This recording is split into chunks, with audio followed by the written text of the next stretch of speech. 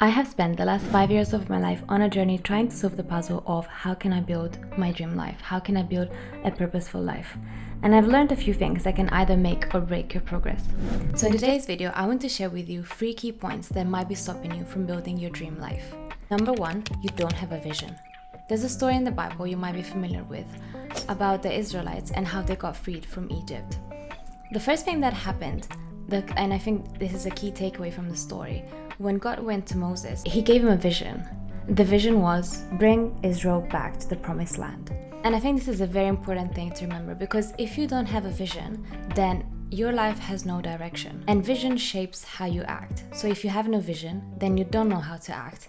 I feel like I've seen this a lot around nowadays, and I've actually experienced it myself. There is this trend for chasing money because everyone is talking about building wealth, which I think is a good ambition.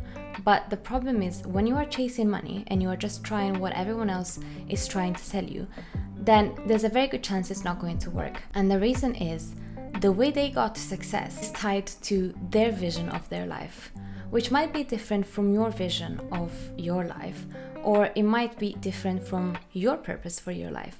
I think God has a purpose for each and every one of us. And I think that purpose is what determines the vision we then develop for our life. And the problem with chasing money is that even if by some chance you manage to be successful and build wealth, then it's likely you will still not find fulfillment, because money can't bring you fulfillment, purpose can. And no one is saying you can't get wealthy in the process, but the aim should be that of building a vision for your life that is centered around purpose and building a life that is aligned with the purpose that God has for your life. Number 2, you have a vision, but you don't believe in it. Going back to the story about the Israelites, they got the vision. From the very beginning, they knew the vision was going back to the promised land. But strictly speaking, they didn't believe in it. They didn't believe as much, at least, in the God that brought them the vision.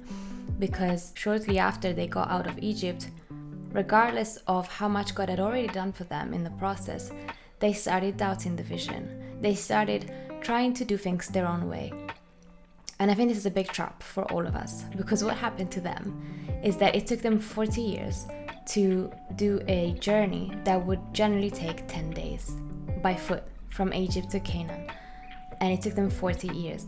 And I think this is a very good reminder for all of us to remember that taking things into our own hands might not necessarily always be the best choice. Sometimes when you get lost in the process, when you stop believing the vision, you have to remind yourself and go back to the one who gave you the vision.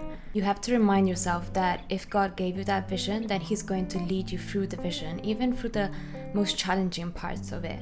And you have to trust that He knows what He's doing and He's going to lead you out of it to the promised land. And I think the beautiful thing about having someone who has given you that vision is that he can also keep you accountable. So whenever you are stepping in the wrong direction, whenever you're kind of getting disoriented, he can call you back. Number 3 is your old mindset is keeping you stuck. There's another very important lesson that I learned from the story about the Israelites going out from Egypt, and that is the importance of changing your mindset. Something you might not know is that most of the Israelites actually died in the desert before they got to the promised land. When I say most of the Israelites, I refer to the older generation. So the ones that were born and grew up under slavery in Egypt, they actually died in the desert and they never made it to the promised land. The ones who made it to the promised land were the ones who were born in the desert and who had grown up in the desert. And I don't think this is by chance. The reason is the people of the older generation were not able to change their mindset, to change their old ways. They were used to how things were done in Egypt. They kept relying on those old mindsets, on those old habits, on the old ways of doing things. They were not able, even within 40 years in the desert, they were not able to change their mindset. And that's why they didn't get to the promised land. Because even if they got there, to be honest, I don't think they would have been able to appreciate it.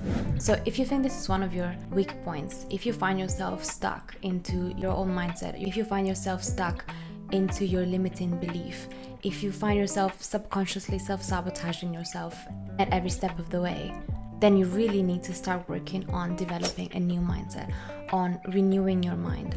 And the reason is when you are able to renew your mind, to let go of the old mindset, you'll be able to see new opportunities. You will be able to see things from a different perspective.